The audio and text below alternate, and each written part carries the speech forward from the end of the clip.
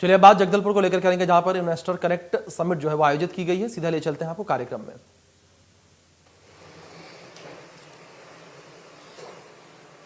बोलिए भारत माता की, भारत माता की, छत्तीसगढ़ महतारी की, छत्तीसगढ़ महतारी की, दंतेश्वरी माई की, दंतेश्वरी माई की। आज मां दंतेश्वरी की पवित्र भूमि जगदलपुर में आयोजित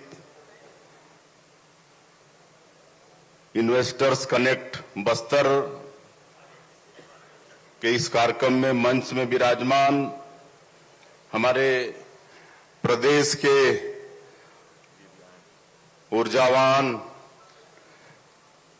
डिप्टी सीएम साहब, जिनके पास गृह मंत्रालय भी है और इस जिले के प्रभारी मंत्री भी हैं, और आप सबको मालूम है कि नक्सलवाद के खिलाफ में मुस्तैदी से आप भी भिड़े हैं। आपके नेतृत्व में हमारे जवान मुस्तैदी से लड़ रहे हैं। ऐसे आदरणीय विजय शर्मा जी, हमारे बस्तर के सपूत, हमारे प्रदेश के मंत्री आदरणीय श्री केदार कश्यप जी, हमारे प्रदेश के उद्योग एवं वाणिज्य मंत्री आदरणीय लखनलाल देवांगन जी, हमारे प्रदेश के यशस्वी अध्यक्ष और जगदलपुर के विधायक आदरणीय किरण देव जी, हमारे बस्तर के सांसद आदरणीय महेश कश्यप जी, हमारे पूर्व सांसद दिनेश कश्यप जी, हमारे विधायकगण सुश्री लता उसेंडी जी, विनायक गोयल जी, चैतराम अटामी जी, हमारे यहाँ के महापौर संजय पांडे जी, जिला पंचायत की अध्यक्ष महोदया भाभी वेदवती कश्यप जी, हमारे बेवरेज कॉर्पोरेशन के चेयरमैन श्री श्रीनिवास राव मद्दी जी, हमारे जिला के अध्यक्ष आदरणीय पांडे जी, पूर्व विधायक डॉक्टर सुभाव कश्यप जी, पूर्व विधायक लच्छूराम कश्यप जी, रूप सिंह मंडावी जी, पूर्व विधायक बेदूराम कश्यप जी,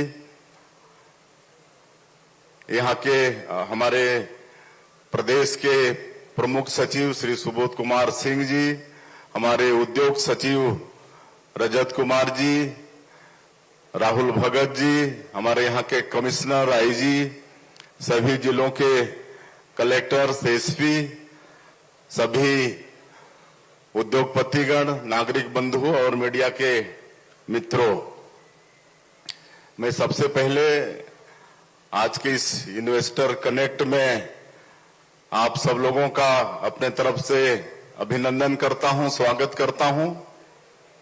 हम लोगों को आने में थोड़ी देरी हुई, रायपुर में बहुत बारिश हो रही थी, एयरपोर्ट में आकर हम लोगों को रुकना पड़ा। इस बात का मुझे खेद है। और हमारे प्रदेश में नई उद्योग विकास नीति लाए हैं वर्ष 2024-2030, और यहाँ पर मंच में हमारे उद्योग वाणिज्य मंत्री लखनलाल देवांगन जी उपस्थित हैं, उनके सचिव रजत कुमार जी उपस्थित हैं, उद्योग विभाग के हमारे और भी अधिकारी उपस्थित हैं। सब लोगों ने मिलकर बहुत अच्छी उद्योग नीति बनाई है, जिसकी सराहना पूरे देश और विदेश में हो रहा है। और दिल्ली, मुंबई, बेंगलुरु, रायपुर में इन्वेस्टर कनेक्ट के बाद हम लोग पिछले दिनों विदेश भी गए थे। जापान में भी टोक्यो और ओसाका और साउथ कोरिया के सियोल में यहाँ भी इन्वेस्टर कनेक्ट का आयोजन हुआ था।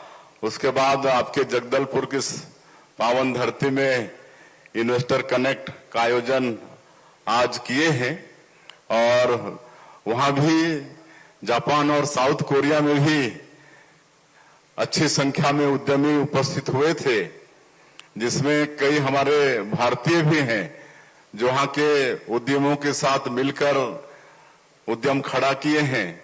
तो बड़ा गौरव होता है कि विदेशों में भी हमारे भारतीय लोग उद्योगपति के नाते, बड़े बड़े इंजीनियर के नाते, ये सब के नाते मिलते हैं, तो वास्तव में गौरव होता है। और तीनों जगह के इन्वेस्टर कनेक्ट में बहुत अच्छी चर्चा हुई है। हम लोग की नई उद्योग नीति की प्रशंसा भी हुई है और 6 MOU भी हुए हैं, जो आने वाले समय में एक टीम तो इसी महीने आने वाली है। ओसाका में वर्ल्ड एक्सपो का आयोजन था। हर 5 साल में वर्ल्ड एक्सपो होता है विश्व के किसी न किसी देश में। तो इस साल जापान के ओसाका में वर्ल्ड एक्सपो का आयोजन था, जिसमें एक सप्ताह हमारे छत्तीसगढ़ को भी मिला था। उसमें हर प्रदेश को एक एक सप्ताह तय था। तो हम लोगों को भी 24 से लेकर 30 तारीख तक एक सप्ताह वहां पर वर्ल्ड एक्सपो में समय मिला था और हम लोग उसका उद्घाटन भी किए थे। और एक खासियत थी, शायद पहला प्रदेश था हमारा छत्तीसगढ़, जो वहां पर जापानीज भाषा में भी पूरी तैयारी करके, तो उसमें जापानीज लोगों को समझने में बड़ी सहूलियत हुई। और एक एक दिन में 30-30 हजार लोग आते थे। प्रतिदिन वहां पर 30 हजार लोग सुबह से शाम आते थे और एक सप्ताह के वर्ल्ड एक्सपो अच्छे से प्रदर्शित किए। काफी लोग उससे आकर्षित भी हुए। तो इस तरह का ये नई उद्योग नीति है और इस पर मुझे कुछ कहना नहीं है। हमारे आदरणीय उद्योग मंत्री भी इस विषय पर बताए हैं और हमारे उद्योग सचिव पूरे विस्तार से क्या क्या उसमें सब्सिडी है, सिंगल विंडो सिस्टम है, सब सारी बातें नई उद्योग नीति के विषय में उन्होंने बताई है। तो मुझे दोहराने की आवश्यकता नहीं है। मेरा तो आग्रह होगा, ये तो ऑनलाइन भी होगा ही नई उद्योग नीति, या इसको सब पढ़ें और आज इसका लाभ हमारे उद्यमियों को और नए कोई सोच रहे हैं उद्यमी बनने, उनको भी इसको पढ़ने की आवश्यकता है और इसका लाभ लें। और इसी निमित्त हम लोग जगह जगह इन्वेस्टर कनेक्ट करके हम लोग नई उद्योग नीति को पहुंचा रहे हैं। और आज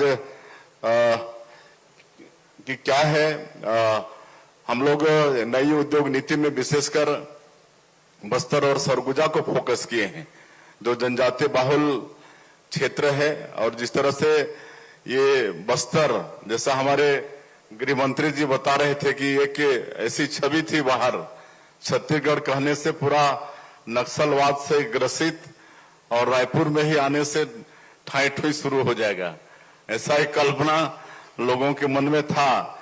लेकिन पिछले 20 महीने में, अभी हम लोग को सरकार में आए 20 महीने हुए हैं और बड़ा सौभाग्य की डबल इंजन की भी सरकार बन गई।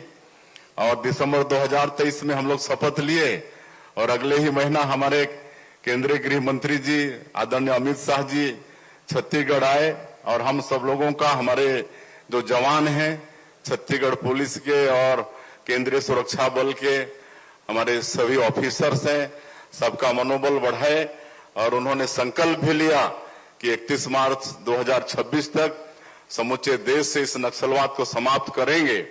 और बराबर आते रहे हैं और भारी मुस्तैदी के साथ हमारे जवान लड़ भी रहे हैं। आप सब लोगों को भी मालूम है, लगातार ऑपरेशंस में सफलता मिली है।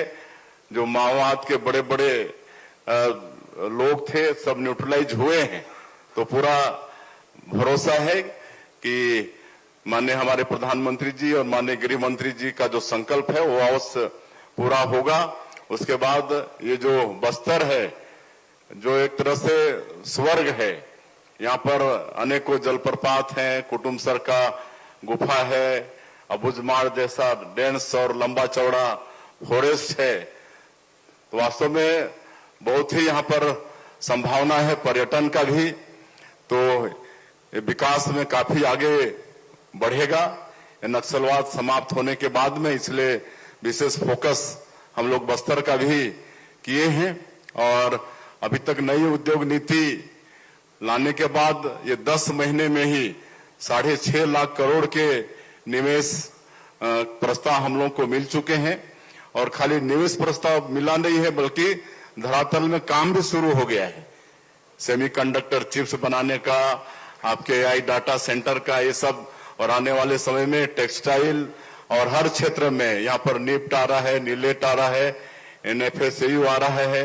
आपके बहुत सारे उद्योग हर क्षेत्र में, एनर्जी के सेक्टर में 3.5 लाख करोड़ का एमओयू हुआ है। और आने वाले वर्षों में 30,000 मेगावाट बिजली हम लोग अपने प्रदेश में पैदा करेंगे। अभी 30,000 मेगावाट के करीब बिजली पैदा कर रहे हैं, और जब ये छत्तीसगढ़ राज्य बना तो मात्र 1400 मेगावाट बिजली पैदा होता था। आज छत्तीसगढ़ में 1400 मेगावाट का तो एक संयंत्र लगने जा रहा है। पिछले बार माननीय प्रधानमंत्री जी उसका शिलान्यास किए हैं। तो ये तेजी से विकास हमारा छत्तीसगढ़ कर रहा है। और हम लोग रजत जयंती वर्ष में प्रवेश किए हैं, तो मैं रजत जयंती वर्ष के भी आप सब लोगों को शुभकामनाएं देना चाहूंगा। 15 अगस्त से रजत जयंती समारोह शुरू हो गया है, जो आने वाले 2026 फरवरी तक चलेगा। 25 सप्ताह इसको मनाने का हम लोगों ने निर्णय लिया है रजत जयंती वर्ष का।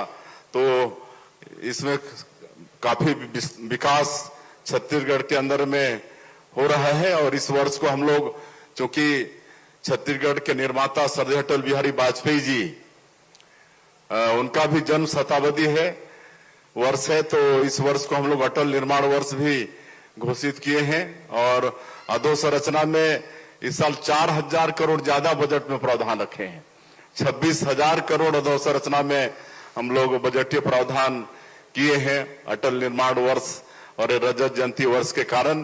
तो छत्तीसगढ़ को हम लोग को बहुत आगे विकास की दृष्टि से ले जाना है। और अभी तक हम लोग 20 महीने में करीब 9-10 हजार हमारे बेटा बेटियों को नौकरी दे चुके हैं विभिन्न विभागों में, पुलिस विभाग में, आपका सहकारिता विभाग में, बिजली विभाग में, आपके इरिगेशन में और कई विभाग में।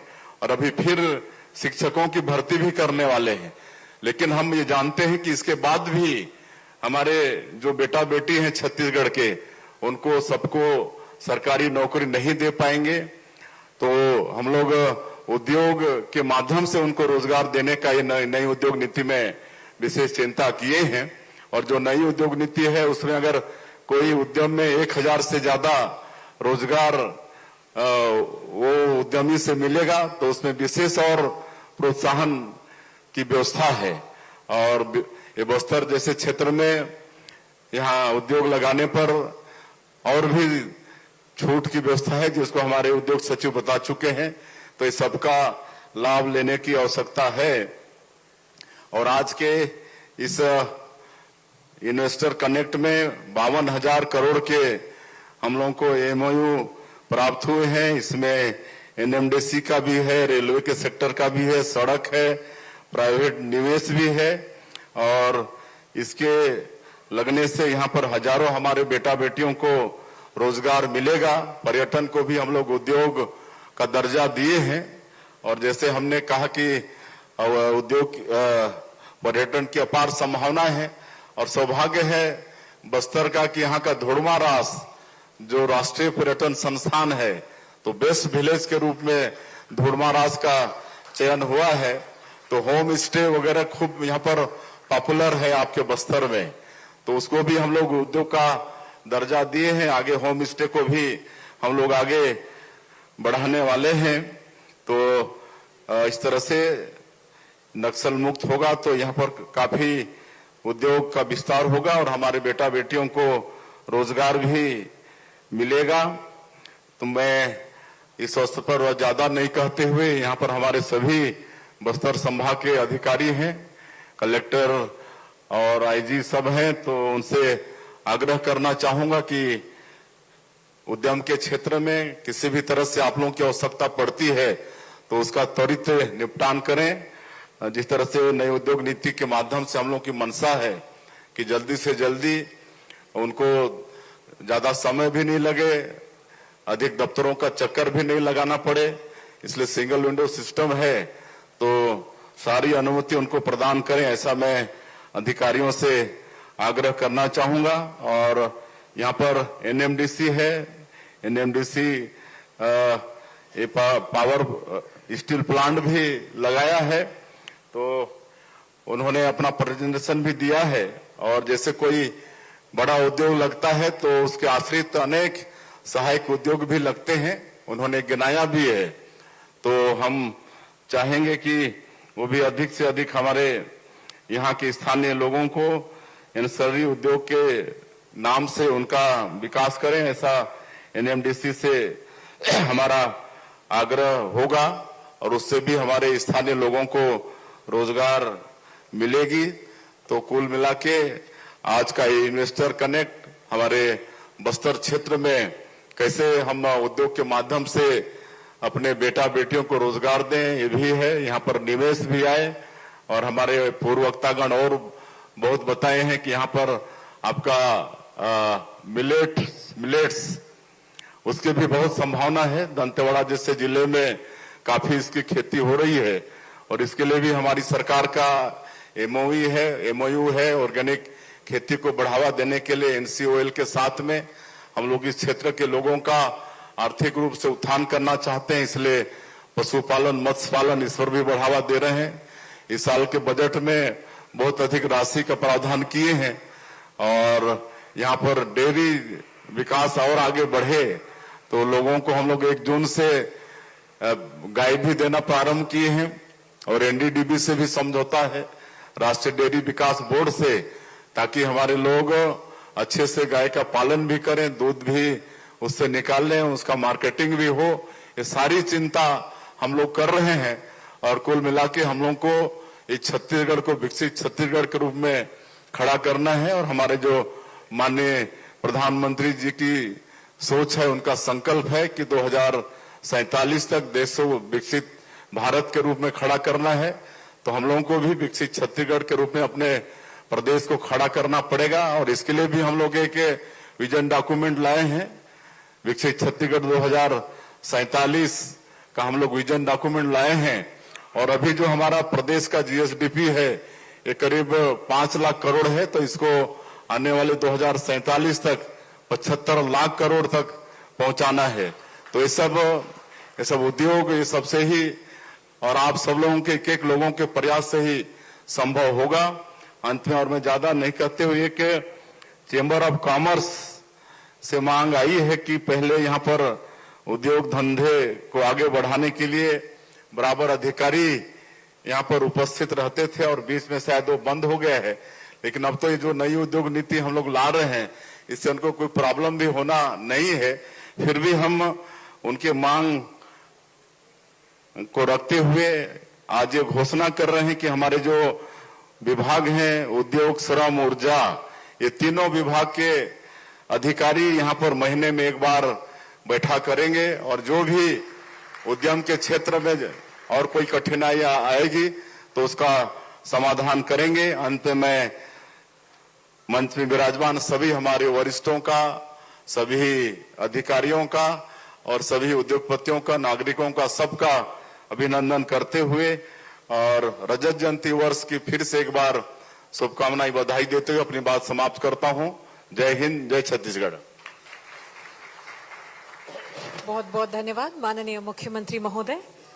और प्राकृतिक संसाधनों से भरपूर छत्तीसगढ़ प्रदेश और मुख्य रूप से बस्तर संभाग और इसी तारतम्य में इसी को ही कैसे आगे बढ़ावा दिया जा सकता है, कैसे इसे उद्योग में बदला जा सकता है, इसी को लेकर लगातार चर्चा हो रही है और आपके मार्गदर्शन में लगातार कार्यरत भी चीजें हो रही हैं। और चलिए अब हम आगे बढ़ते हैं इस पूरे कार्यक्रम का केंद्र और सबसे महत्वपूर्ण आज के इस कार्यक्रम का हिस्सा, जिसके अंतर्गत हम लाभार्थियों को पीएमईजीपी और पीएमएफएमई चेक वितरित करेंगे और साथ ही एमएसएमई को प्रोत्साहन चेक का वितरण भी माननीय मंचस्थ अतिथियों के हाथों अब यहाँ पर दिया जाएगा। हम एक एक करके सभी लाभार्थियों के, हितग्राहियों के नाम लेते चले जाएंगे। आपसे आग्रह कि आप एक एक करके मंच पर आते जाएं।